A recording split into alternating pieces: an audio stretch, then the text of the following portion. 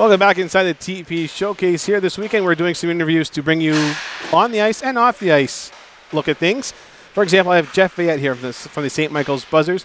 He is the Director of Analytics and In-Game Tactics. Jeff, thank you so much for joining us here today. It's my pleasure.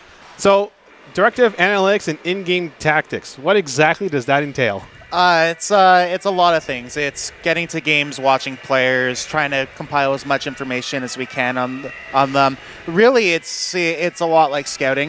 In fact, you can just say it's a slightly more modern form of scouting. At the end of the day, we just want to know as much as we can about guys to help them get better, to find players that we want to bring into our organization, and to match up against opponents. So basically every little edge we can, both to give us success and also give the players success as well. Now, from the Buzzers' perspective, is this weekend used as sort of a mini camp, an extension of camp? What is the purpose here this weekend? It's a little bit of both.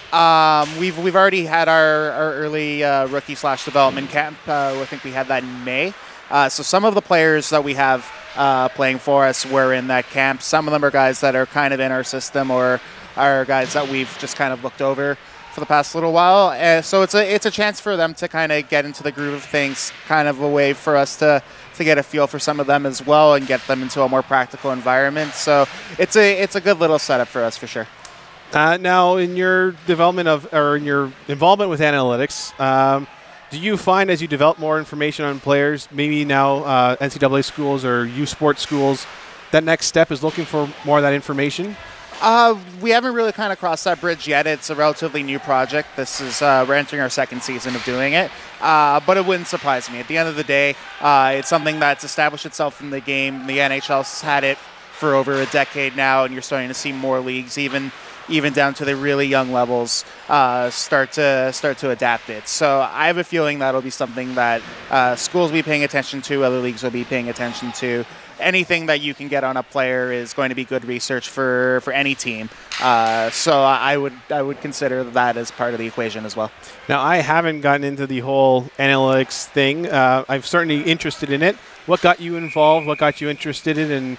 And how you found it so far? Well, I just wanted to be more involved in the game, and this is not my first kind of foray into it. I'm also a hockey journalist on the side, and for me, it was trying to get a better understanding of NHL players, American League players, that sort of thing, just so I knew that there was something to my opinions and they weren't just me kind of glancing at a guy and saying, okay, yeah, that's all I need to know.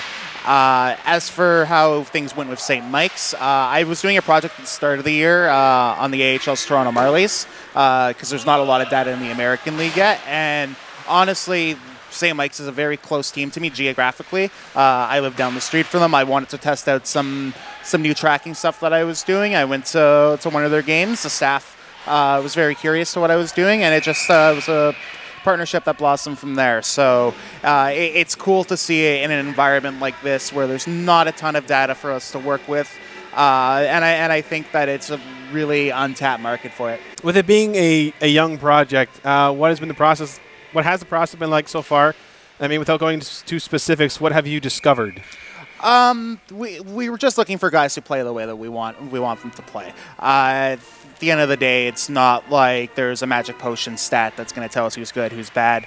We're using it to just kind of see what habits certain players have, what traits they have, and how we can adjust and how we can kind of put them in positions to succeed. So far, I think it's worked out pretty well. Hopefully, it'll continue to do so in the future. It's definitely an interesting process, kind of starting it from scratch in a team that hasn't really done it, a league that hasn't really done it. Getting people involved, like having our scratches kind of help with things during the playoffs. It's definitely something where you kind of learn on the fly, change on the fly, but that's the beauty of it. At the end of the day, it's information. So it's a development thing for us too, and it's a great tool for us to have as an organization. I know you're working with the Buzz this weekend, but you've been here all day so far today. So have you had a chance to watch some other games? Maybe try some things out yourself, or what else have you been doing here? Yeah, for sure. I've been trying to watch as many games as possible. We're always looking for talent. We're always looking for people that we may face, people that we may want to add. And at the end of the day, it's quality hockey. So there's few better ways to spend a day than at the rink. and it's been a really cool tournament so far. I've probably caught about 7 or 8 games, and I'm going to continue to be here throughout the weekend, keeping an eye on everybody. So a lot of guys, we usually end up off with coaches and scouts, what their advice would be. Is there any sort of advice you could give for a player, maybe from a different perspective? For me personally, I just like guys who are creative. At the end of the day, you want players who can make decisions quickly, who aren't afraid of taking risks, but are also somewhat conscious of what they're doing. I'd say safety is kind of a trap, but to communicate with your players, to develop chemistry with them, and just try out new things. So you just want to become as well-rounded as possible, and that's going to help you go as far as you can.